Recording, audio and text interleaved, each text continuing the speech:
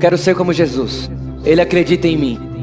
Não tenho direito de não acreditar em mim. Quero ser como Jesus.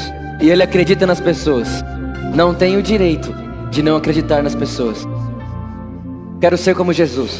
E Ele fez tudo por amor. Não temos o direito de não fazermos tudo por amor.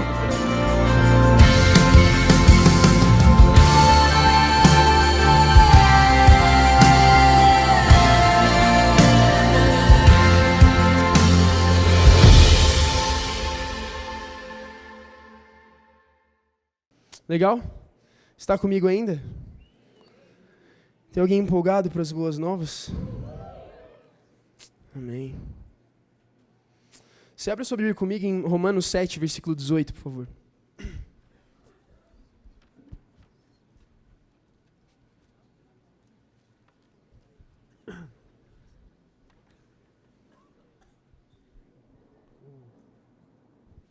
Romanos 7, 18. Deus é bom, gente, de verdade, Deus é bom. Acredita em mim. Posso ler? Vou ler, tá bom? Romanos 7, versículo 18. Porque sei que na minha pessoa, isto é, na minha carne, não reside bem algum, porquanto o desejar o bem está presente em meu coração. Contudo, não consigo realizá-lo, pois o que pratico não é o bem que almejo, mas o mal que não quero realizar, esse eu sigo praticando. Ora, se faço o que não quero, já não sou eu quem o realiza, mas o pecado que reside em mim. Verso 21. Assim descubro essa lei em minha própria carne. Quando quero fazer o bem, o mal está presente em mim. Verso 22. Pois no íntimo da minha alma tenho prazer na lei de Deus. Contudo, vejo uma outra lei agindo nos membros do meu corpo, guerreando contra a lei da minha razão, tornando-me prisioneiro da lei do pecado, que atua em todos os meus membros. Miserável ser humano que sou. Quem me libertará desse corpo de morte?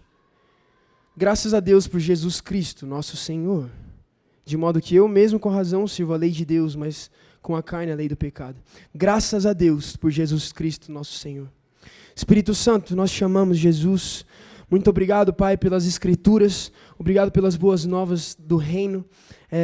São elas que nos fazem vivos, são elas que nos empolgam, nos direcionam e nos faz não mais tolos, mas sábios, e não mais enfermos, mas curados. Muito obrigado, Jesus. Nos ensina Jesus, Espírito Santo. Amém. Amém? Tem alguém comigo ainda? Legal. Gente, é o seguinte. Hoje eu vou falar algo para vocês, algo que está muito no meu coração, sabe? Eu acho que tem vezes que Deus tem algo a falar para a igreja e só é maravilhoso, mas, tipo assim, óbvio que a gente aprende primeiro da boca de Deus e depois a gente traz uma mensagem para as pessoas. Mas tem momentos, tem vezes que a gente abre o coração, sabe? Tem mensagens que são mensagens que Deus está tocando muito na nossa vida. E aí, tipo assim, por mais surpreendente que seja, esse mesmo Deus, ele fala assim: Pedro, sabe o que você está vivendo? Então, o pessoal lá tem que ouvir isso. Eu falo: sério, Deus, mas seria mais fácil falar outra coisa. Não, mas é isso mesmo. Hoje é um dia desses, gente. O meu coração está gritando. E tem algo que Deus está trabalhando no meu coração. E eu estava orando o que Jesus queria falar a vocês, ele falou: é exatamente isso, Pedro, é exatamente isso que eu quero que você diga. Tá bom? Então hoje eu vou ser muito transparente com você. E se em algum momento parecer que eu estou bravo, pode ter certeza que não é com você, é comigo mesmo. Tá bom? Então nesse momento, Paulo aqui, em Romanos 7, na verdade, os 4 capítulos de Romanos, dos 6 ao 9, 6, 7, 8 e 9, Paulo está sendo muito, muito transparente ali. Ele está mostrando à igreja romana o que ele está passando, sabe? Ele está falando das coisas que estão acontecendo na alma dele. Ele está falando das coisas que estão acontecendo no coração. Ele fala o que acontece na mentalidade, os pensamentos. Ele está sendo muito vulnerável. Ele está, de novo, abrindo o coração. Então, Paulo ele acaba de dizer sobre um conflito interno. Ele fala que é como se tivesse 2 forças agindo dentro dele. O que ele quer fazer, que é o bem, e o mal que ele não quer, que na verdade é o que ele faz. Então, o bem que ele tanto almeja, ele não faz, e o mal que ele tanto detesta, esse ele diz que continua fazendo. Paulo fala, o grande apóstolo Paulo, ele demonstra um conflito. Ele demonstra algo que está acontecendo no coração dele. E, gente, exatamente dessa forma é como eu estou hoje. Exatamente dessa forma, com conflitos internos. Com algumas coisas acontecendo dentro de mim, dentro da minha mentalidade, dos meus pensamentos, é como eu me encontro hoje. Eu não sei se você algum dia chegou nesse ponto, mas sabe quando você fica irritado consigo mesmo? Eu tô assim hoje, cara. Tipo assim, cara, eu não aguento mais o Pedro, velho. Não aguento mais o meu ego falando alto. Eu não aguento mais o meu orgulho. Eu não aguento mais essa luta constante dentro de mim. Eu não aguento mais esse tal de Pedro Zavarelli. Cara, ele fala demais, velho.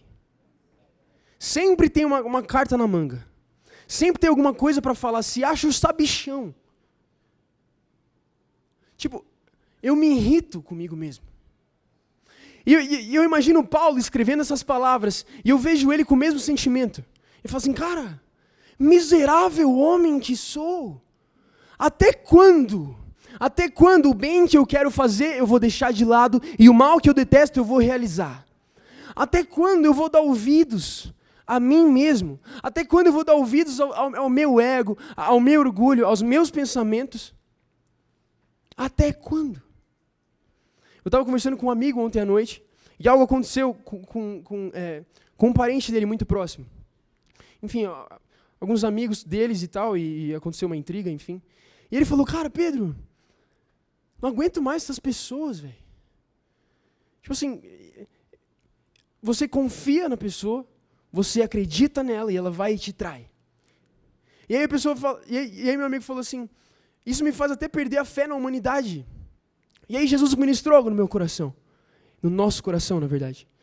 Ele falou, tá bom, legal falar da humanidade. Mas e você, cara? Na verdade, eu estou cansado de mim mesmo, velho. Eu estou cansado de mim. Eu estou cansado do meu mimimi.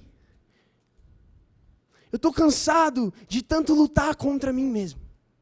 Tem alguém aí que já sentiu isso, já passou alguma vez por isso? Ou eu sou o pior dos homens aqui? Talvez eu seja, glória a Deus. Mas sabe, Paulo, ele fala sobre esse conflito que acontece no coração dele. E eu me vejo no lugar dele, sabe? Gente, tem vezes que eu sou muito chato, velho. Muito chato mesmo. A Jéssica, minha amiga, ela sabe disso.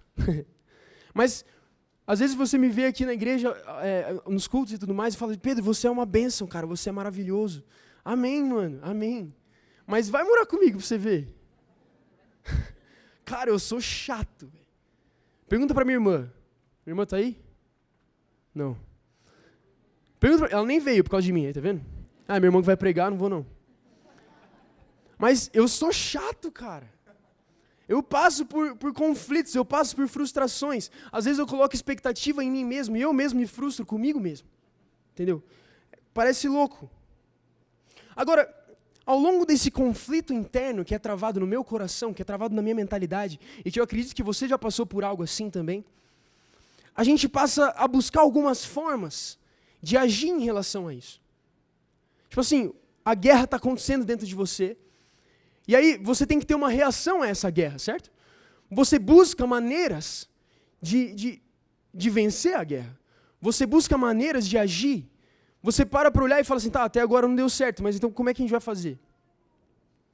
Eu, pessoalmente, eu já tentei de muitas maneiras. Eu, pessoalmente, já tentei buscando regras, colocando padrões no meu cotidiano. Por exemplo, acordar todo dia às 4 da manhã e ficar até às 7. Porque dessa forma eu ia merecer o amor de Deus e eu ia vencer o meu eu. Funcionou um pouco no começo, mas depois eu percebi que eu estava buscando agradar mais o meu método, mais o meu... Eu não consegui nem falar depois de desligou o negócio. Presta atenção. O que aconteceu ao longo do tempo foi que eu comecei a agradar mais o meu método e as minhas regras do que o próprio Deus. Quando eu vi, eu estava me esforçando mais para a regra, para o método, para a lei, do que para o próprio Deus vivo, para o próprio Jesus. E quando eu vi, o que eu estava fazendo era algo parecido com a lei. Era algo totalmente meritocrático. Tanto é que no dia que eu não conseguia acordar às 4 da manhã, porque tem vezes que eu estava cansado, que eu estava com sono, eu me sentia o pior dos homens. Eu me sentia um homem horrível. Um homem que não merecia o amor de Deus. Mas sabe qual que era o meu engano? É ter achado que algum dia eu mereci. Eu nunca mereci o amor de Deus e eu nunca vou merecer. É pela graça que eu sou salvo. Não é pelo meu mérito. Não é pelas minhas regrinhas. Não é pelos meus métodos pequenos. Não é pelo meu esforço. Tá entendendo? É de graça. Mas eu não entendia muito bem isso. Então, eu passei a criar esses métodos e tudo mais. E aí Jesus começou a falar algo no meu coração. Na verdade, tem 2 momentos que Jesus ensina pessoas. O momento da multidão e o momento dos discípulos. Certo? Primeiro, Jesus fala para a multidão através de parábolas. Jesus explica a parábola do reino, a parábola da semeadura, a parábola do tesouro, a parábola da mulher adúltera, enfim. E aí depois os discípulos se achegam até Jesus e perguntam: Ei, Jesus, o que você quis dizer quando você falou aquilo para as pessoas, para aquela multidão? Os discípulos se achegam a Jesus e falam: Jesus, nos explica o que você acabou de ensinar para a multidão. A diferença entre a multidão e os discípulos é que os discípulos se achegavam a Jesus, a multidão ficava satisfeita com o pão que Jesus estava multiplicando. Essa é a diferença. Os discípulos se achegam para conhecer Deus. A multidão estava satisfeita com métodos. Eu estava na multidão. E alguns dias ainda estou. Agora, o Espírito Santo me ensinou uma coisa. Jesus me mostrou algo. Tem um momento que os discípulos perguntam para Jesus: Jesus, por que você fala para a multidão através de parábolas? Eu duvido que eles entendam. E aí, Jesus falou algo no meu coração. Ele falou assim: Pedro, se eu desse a explicação das parábolas para as multidões, sabe o que eles iam fazer? Eles iam pegar a revelação, eles iam pegar a explicação, pegar duas tábuas de pedra, colocar ali a explicação e viver a lei de novo. Não a graça. Sabe por quê? Porque Jesus daria facilmente o método. Tipo assim, gente, é isso aqui que eu estou falando. Segue isso aqui que está tudo bem, tá bom? Mas o evangelho não é sobre isso, gente. O evangelho não é sobre métodos. O evangelho não é nem sobre boas obras. O evangelho é sobre a graça de Cristo Jesus. É sobre perdidos que foram encontrados, entendeu? O evangelho não é sobre uma receita de bolo a como fugir do inferno. Não. O evangelho é sobre um Deus vivo que sonhou com filhos desde o princípio. O evangelho é sobre um Deus, um pai que sonhou com filhos e perdeu esses filhos no meio do caminho, mas agora ele está buscando encontrá-los novamente. Esse é o evangelho. Tá dando para entender? O evangelho é muito mais sério do que as pessoas pensam, cara. O evangelho é um resgate. O evangelho, ele é absurdo, ele é absoluto. Ele é violento, ele é robusto. Porque o próprio Deus é violento e robusto em amor. Entende? Então, nós, como brasileiros, às vezes a gente tem o nosso jeitinho brasileiro. Não é verdade? O mundo conhece a gente através disso. Ah, você é brasileiro. Ah, você tem seus jeitinhos, né? Tipo assim, não dá para fazer, mas dá, por aqui dá. Infelizmente, a gente ainda tem isso como cultura, mas a nossa igreja está mudando isso, certo? Cristo Jesus está mudando a nossa mentalidade. Agora, nessa cultura de jeitinhos, a gente traz isso às vezes para o evangelho, cara. Às vezes a gente traz um plano B. Tipo assim, cara, quer saber? Se não der certo por aqui, vou tentar por aqui. E se parar para ver, isso é bem natural, isso é justo até. Mas o evangelho não tem plano B, gente. Só tinha um plano. Deus se fazer menino, cordeiro, morrer pelo pecado da humanidade e salvar todos. Só tinha um plano, entendeu? Só tinha um plano. É por isso que a fé é tão poderosa assim. Porque o plano foi certeiro. Porque não tinha plano B. Por isso que a fé é realmente eficaz quando você deposita a sua fé em Cristo Jesus. Você é alcançado pela graça e não nos seus méritos, nos seus jeitinhos, ou nos métodos do Pedro. Certo? Então, ou seja, Jesus, ele falava por parábolas às multidões porque ele queria um relacionamento. Porque não faria sentido a multidão seguir métodos, mas a gente tinha que seguir Jesus. Presta atenção nisso aqui. Tem um momento que Jesus fala sobre 2 caminhos. Alguém lembra disso? O caminho largo e o caminho estreito, certo? O caminho largo e o caminho estreito. Eu tava querendo entender o porquê desses 2 caminhos. E aí Jesus me explicou, ele falou, o caminho largo, Pedro, é como tem muita gente lá. No caminho largo todo mundo caminha. Imagina você, no metrô e tem muita gente na hora de pico, você só está indo para onde todo mundo está indo, certo? Tipo assim, segue o fluxo. Tá todo mundo indo para lá, eu também vou. O caminho é largo, tem muita gente. Agora, o caminho estreito não tem muita gente. O caminho estreito não tem ninguém, na verdade. O caminho estreito só tem um líder. No caminho largo, você não precisa seguir Jesus. No caminho estreito, você só consegue ir através de Cristo Jesus, porque Ele abriu o caminho, entendeu? Esse é o Evangelho. É como se o caminho largo fosse os métodos, as formas, a religião, as regrinhas ou até a própria lei. Mas o Evangelho da graça, ele fala sobre um líder, um sumo sacerdote que abriu o caminho para que todo aquele que nele crê não pereça, mas tenha vida eterna. Esse é o Evangelho. Tá dando para entender? Isso tudo está acontecendo dentro de mim, gente. Eu estou pregando para mim hoje, de verdade. Eu preciso entender isso. Preciso entender. Tá bom? Vocês me ajudam a entender? Legal. Ou seja, métodos não funcionam. Essas regras que às vezes a gente coloca para domar a nós mesmos, elas não funcionam. Tanto é que Paulo diz que a lei não funciona.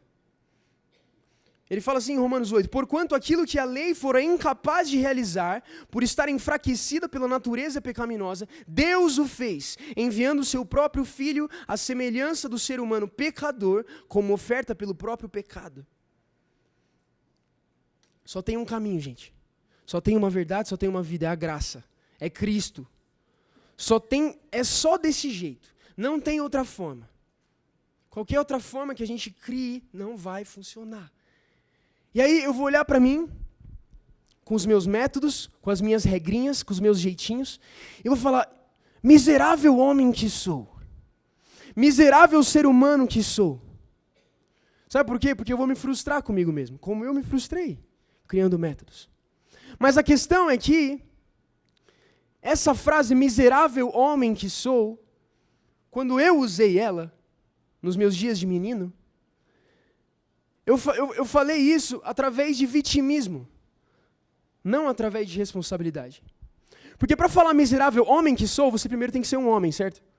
Meninos diriam, miseráveis meninos que somos. Não é verdade? Quando eu disse essa frase, eu pensava como menino. E aí, na verdade, essa frase estava servindo como um escudo para eu me esconder atrás do escudo. Falar, eu sou miserável, eu não consigo fazer, Deus. Eu não consigo mais acordar às 4 da manhã. Não dá. Eu tento e não consigo. Eu ficava me escondendo atrás de mimimi, cara. Eu ficava me escondendo atrás de um método que não teve sucesso para justificar os meus erros. Tem alguém aí comigo, se identificando comigo, ou sou só eu que erro? Uma vez eu estava conversando com o Kagawa, e a gente aprendeu muito esse dia. Presta atenção nisso aqui. Davi, o rei Davi, ele comete pecados absurdos, horríveis. Assassinato, adultério. Ele foi um pai não tão responsável assim. Adão, lá no jardim do Éden, ele também comete um pecado, ele desobedece a Deus. Os dois pecaram, certo? Adão e Davi também pecou. Agora, Davi, ele era reconhecido como homem segundo o coração de Deus, não é verdade? Sabe qual que foi a diferença entre Davi, pecador, e Adão, pecador? É que Adão, quando Deus se achega nele e fala assim, o que é que você fez, Adão? Adão dá um passo para trás e fala, foi a mulher que tu me destes? Ou seja, ele se veste de vitimismo, ele se veste de justiça própria. Davi, por outro lado, quando ele entende que ele errou, ele se prostra no chão e fala: miserável homem que sou, eu preciso da graça. Miserável homem que sou. Ele se apresenta como culpado diante da lei, diante de Deus. Davi se apresenta como culpado. Adão sai correndo de Deus. Adão se apresenta como vítima. Agora, tem um detalhe. Davi reinou sobre a terra. Adão perdeu o reinado. Davi governou arrependido. Adão, ele perdeu todo o governo da terra. Gente, se tem uma forma da gente abrir mão da graça, é através da justiça própria. É através dos nossos planos B. É através do nosso vitimismo. Tipo assim, Jesus já fez exatamente tudo por mim. Ele consumou a boa obra 2000 anos atrás na cruz do Calvário. Mas até quando eu vou ser vítima de mim mesmo, cara? Eu não aguento mais eu. Miserável homem que sou. Eu preciso de Jesus.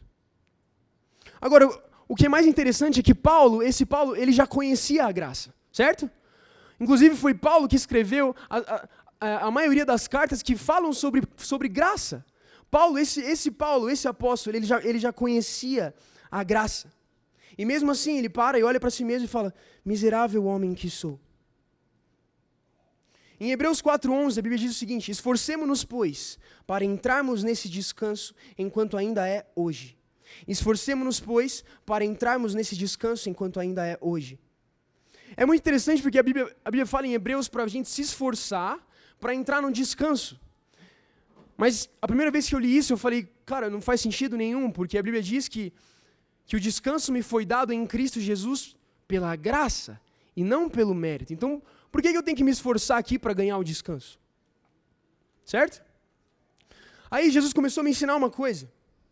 Tem um momento que Jesus está conversando com os discípulos e ele fala assim: vinde a mim, os cansados e os oprimidos, e eu vos darei descanso. Jesus me ensinou que esse esforço está no vinde a mim. Não no jeitinho. Não no realmente mérito. Não no realmente esforço. O esforço que a Bíblia diz está no relacionamento, está em pisar em um lugar de relacionamento com Cristo Jesus, está no vinde a mim e eu vos darei descanso. Afinal, a Bíblia diz que Jesus, na verdade não é que ele dá descanso, ele é o próprio descanso. Na verdade não é que ele dá o sábado, ele é o próprio sábado. Não é que ele nos agraceia com a sua misericórdia, ele é a própria graça. Jesus é a própria misericórdia encarnada de Deus. Não é que Deus me ama, é que ele é o próprio amor. Então Jesus está lá como amor encarnado, ele não faz outra coisa além de me amar, me agraciar, me perdoar. Esse é Cristo. E essas são as boas novas. Então, nós como miseráveis homens, nós temos duas opções. Ou abraçar o vitimismo e fugir da graça, ou pisar na presença de Deus e falar assim: miserável homem que sou. Falar assim: Deus, eu sou culpado. Miserável homem que sou. Eu preciso da graça. Deus tem graça aí porque eu preciso desesperadamente. Gente, o evangelho, ele é para os desesperados pela graça. A graça de Deus é para quem está desesperado. Quem acha que é santo não precisa tanto da graça assim. A graça é para os pecadores. A graça é para os perdidos. O caminho, a verdade e a vida veio para que os perdidos encontrassem o caminho de volta para casa. O evangelho é para os perdidos, cara. O evangelho é para os pecadores. Cristo veio para os pecadores.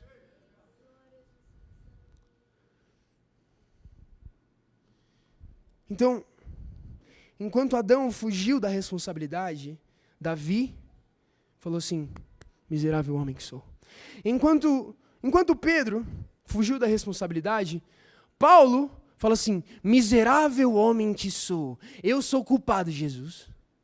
Porém, graças a Deus pelo nosso Senhor Jesus Cristo.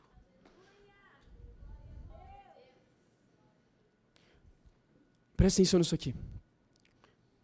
O vitimismo, a justiça própria, me direciona para o mérito. me direciona para boas obras, para tentar ser santo. O vitimismo me direciona para o esforço para santidade. Agora, a culpa, não exatamente a culpa, mas a responsabilidade pelos meus erros me direcionam para a graça. Entende? Ou eu sou responsável pelos meus erros e falo assim, eu preciso mesmo, velho. Eu preciso de Deus. E eu vou correndo para a graça, ou eu saio correndo da presença de Deus. Eu preciso de Jesus. Mateus 12:3. Os discípulos, Jesus está lá com os discípulos, e os discípulos sentem fome, tá bom? Eles estão com fome, e aí eles estão passando no meio de um campo, uma plantação de milho. Aí esses discípulos de Jesus, eles pegam algumas espigas e começam a comer. Nisso, alguns fariseus olham aquilo, e era sábado. E eles falam assim, vocês não podem colher essas espigas, porque hoje é sábado, vocês têm que ficar, vocês têm que descansar hoje. Aí Jesus responde assim, não lestes o que fez Davi, quando ele e seus companheiros estavam com fome, como entrou na casa de Deus e comeram os pães da presença, os quais a lei não lhes permitia comer, nem a ele, nem aos que com ele estavam, mas exclusivamente aos sacerdotes. Ou não lestes na lei que aos sábados, os sacerdotes no templo violam o sábado, e contudo são desculpados. Pois eu vos afirmo que aqui está quem é maior do que o templo.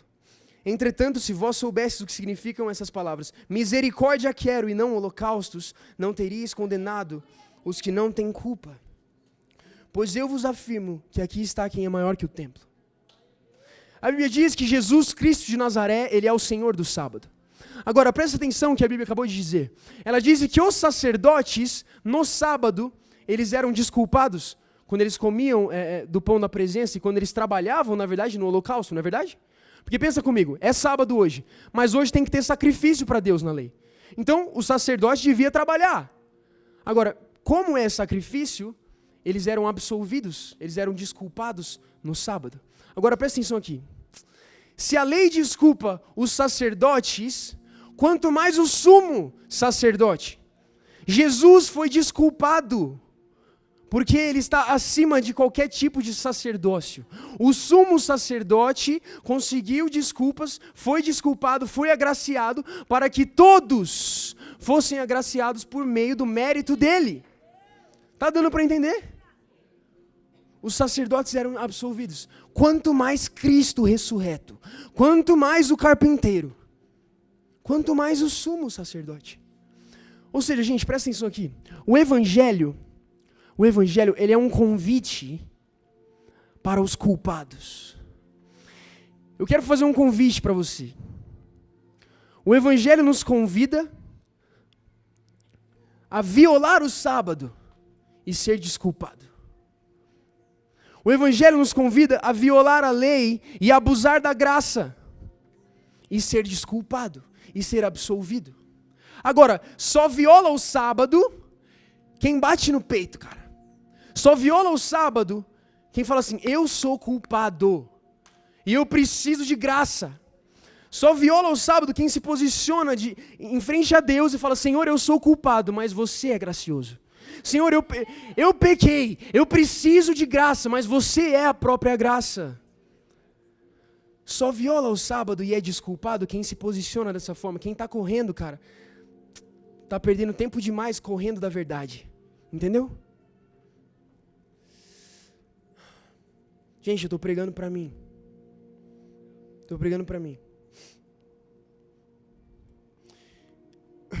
Agora, é muito interessante que a Bíblia diz que Cristo, esse carpinteiro, esse Jesus, ele completou a lei. Ele foi o único que conseguiu completar, que conseguiu vencer a lei, certo? Agora, Moisés, lá na lei, ele pergunta para Deus, Deus, eu vou falar para as nações, mas em nome de quem que eu vou falar? Depois Deus responde assim, eu sou. Fala que o eu sou está falando. Mas eu sou o que, Deus? Eu sou o que sou. Esse é Moisés. Isso acontece enquanto a lei está sendo escrita. o próprio Deus, o próprio eu sou, escreveu a lei, o mérito, a meritocracia, as regras, em 2 tábuas de pedra. Agora, a Bíblia diz que a lei só foi escrita para que nós entendêssemos que ninguém nunca conseguiria chegar àquela perfeição da lei. Para que nós entendêssemos que nós precisávamos de um Salvador, que nós precisávamos de um Cristo, que a gente precisava que o próprio Deus completasse aquela lei e que a gente ficasse com Ele por intermédio dEle, não de nós. Agora, esse eu sou, que está escrevendo a lei com Moisés, ele se faz homem, ele se faz menino, ele vem ao mundo há 2000 anos atrás. E aí o primo dele, João Batista, ele está no cárcere, ele está preso, e ele envia os discípulos dele até o Messias, até Jesus, para fazer uma pergunta assim: Jesus, você realmente é o Messias que salvaria o mundo? Ou a gente tem que esperar por alguém ainda? Ou você é só um profeta e o Messias ainda está por vir? Então Jesus responde assim: pode falar para ele que os leprosos estão sendo purificados, os coxos andam, os cegos veem, os surdos ouvem e as boas novas estão sendo pregadas aos pobres. Agora presta atenção aqui, pelo amor de Deus. João Batista, sabe qual que era a pergunta que ele estava fazendo para Jesus? Ei, Jesus, é você? E aí Jesus responde: sim, eu sou. Sim, eu sou. Presta atenção aqui. O mesmo eu sou que escreveu a lei, agora está consumando. O mesmo eu sou que escreveu as regras e o mérito e a meritocracia, agora está anunciando as boas novas da graça. Pelas suas pisaduras. O mesmo Deus que escreveu a lei está consumando. Ele está vencendo a lei para que nenhum de nós precisássemos vencer, mas que fôssemos absolvidos pela graça. Gente, o evangelho, não existe evangelho sem graça, cara. É graça. Eu preciso desesperadamente da graça. Desesperadamente. Eu preciso da misericórdia de Deus. Agora, sabe o que é muito legal? O que é muito interessante é que esse Davi, que a gente estava conversando sobre agora, na lei, lá em Salmos, ele faz súplicas a Deus. Ele fala assim: Deus tem misericórdia de mim. Deus santifica os meus pensamentos. Deus coloca os meus inimigos como estrado dos meus pés. Deus me faz como você.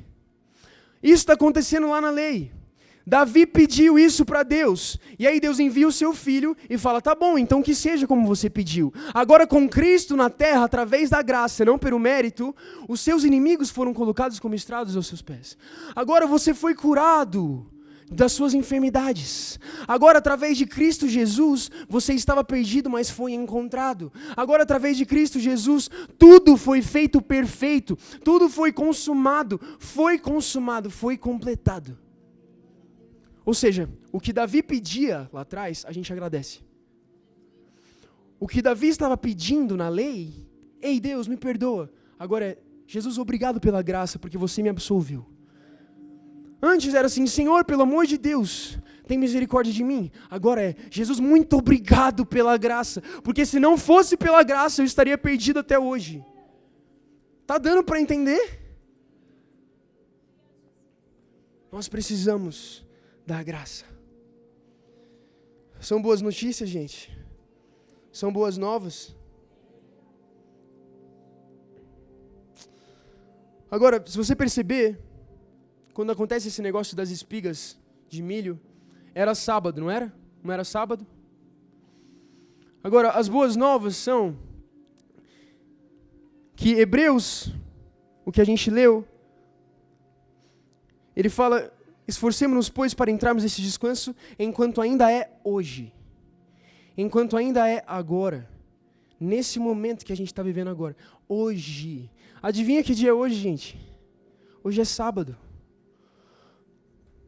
Depois do que Cristo fez na cruz do Calvário, nós nunca mais saímos do sábado. E aí, no sábado, sabe o que acontece? Os culpados são absolvidos. Porque é sábado. Porque o Cristo Jesus, o Senhor do sábado, deu a nós o descanso. Deu a nós as boas novas da graça. Deu a nós a santidade em pessoa, cara. Depois do que Cristo fez na cruz do Calvário, todos os dias, então, são sábado. A gente está no descanso. A gente está em Cristo Jesus. E aí eu entendo o que Paulo fala.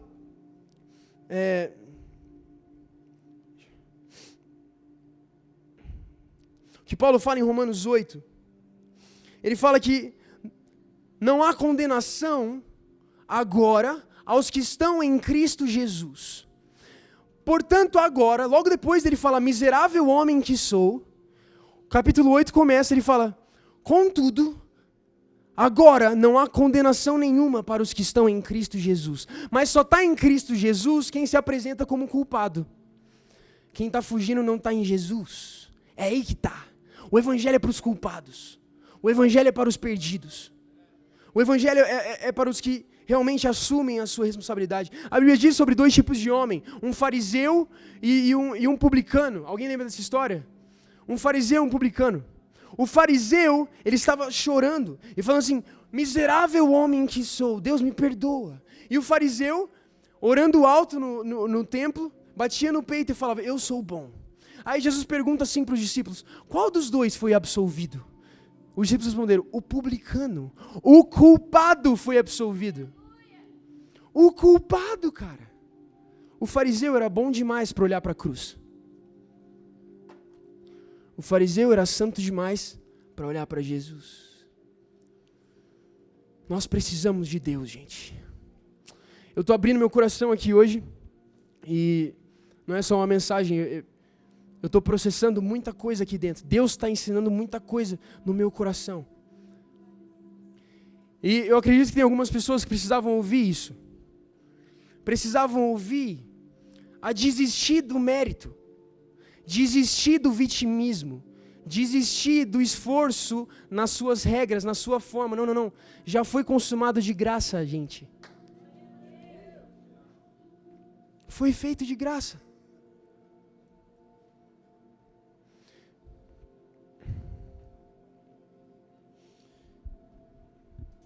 Então eu olho para mim e digo assim, miserável homem que sou, eu preciso desesperadamente da misericórdia de Deus, preciso desesperadamente da graça.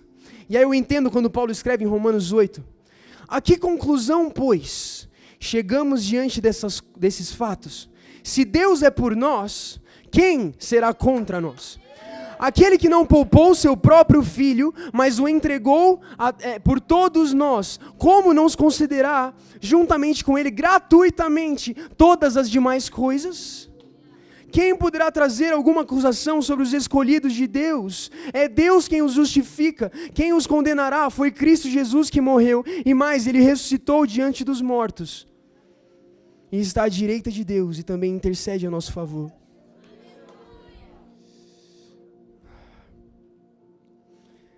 Quem falou isso foi o homem que falou, miserável homem que sou. Entende? O homem que bateu no peito e falou, miserável homem que sou, escreveu as boas novas da graça. A graça é para os culpados.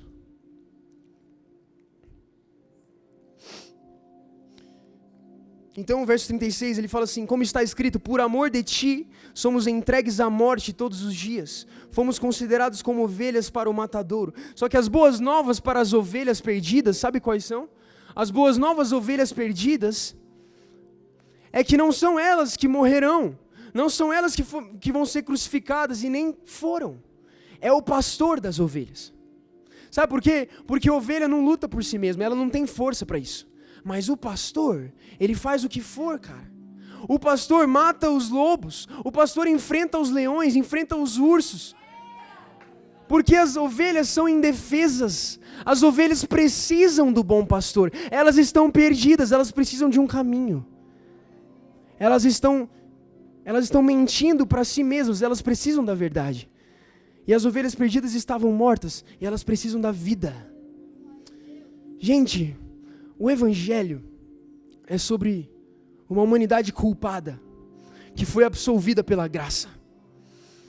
O evangelho é sobre uma humanidade que caiu, sobre filhos de um Deus altíssimo que se perderam, só que esse Deus altíssimo não suportava um dia mais sequer sem os seus próprios filhos. Esse é o Evangelho. As boas novas são essas. Nós fomos gerados em Cristo Jesus, numa família. Um dia nós nos perdemos, mas esse Deus que nos gerou se fez menino.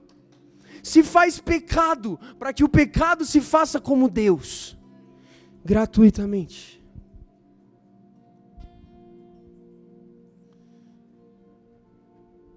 Está fazendo sentido para alguém aí? Você pode ficar de pé comigo?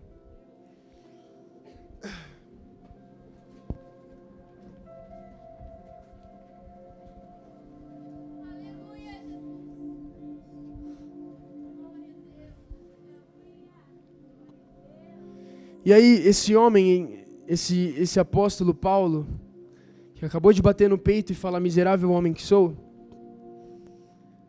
ele escreve o seguinte em Romanos 8:37. Contudo, em todas as coisas somos mais que vencedores, por meio daquele que nos amou.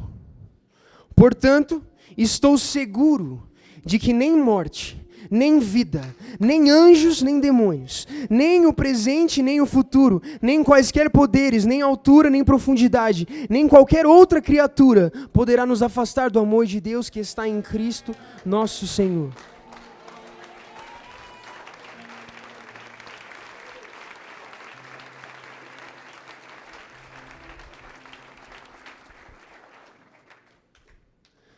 Então eu quero fazer uma pergunta. Onde estão os desesperados pela graça? Quero fazer uma pergunta. Aonde estão os famintos? Aonde estão os que têm sede de justiça, cara? Porque a justiça foi completada 2000 anos atrás pela graça. Aonde estão os perdidos que foram alcançados por Deus? Gente, Paulo fala que nós somos mais do que vencedores. Mais do que vencedores. Sabe o que quer dizer isso? Vencedor é o cara que correu a corrida e chegou no final e venceu. É o cara que mereceu o prêmio, certo? Esse é o vencedor. Cristo Jesus, ele venceu a lei porque ele foi perfeito, certo?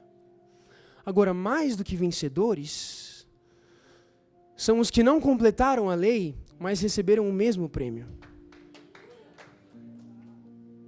Mais do que vencedores, são os que não conseguiram de acordo com os méritos, de acordo com a lei, com as regras, com a meritocracia, mas mesmo assim, são coroados por Cristo Jesus. Mesmo assim, esse bom pastor, esse Deus que se faz homem, ele se achega diante da humanidade, ele vê que nós estamos com uma coroa de espinhos na nossa cabeça. E ele fala assim, ei, dá aqui essa coroa de espinhos e pode pegar a minha, cara. Eu morro por você e você vai reinar comigo, que tal?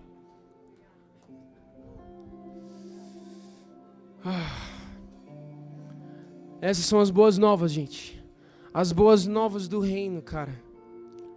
O que acontece é que essas boas novas do reino, nessa cultura do reino, os culpados são absolvidos e as crianças são as que reinam.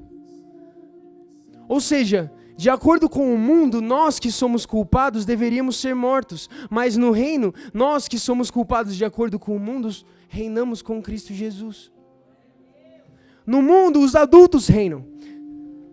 No reino dos céus, as crianças, os pequeninos, os que dependem da graça, os que estão desesperados, os que não têm outro caminho.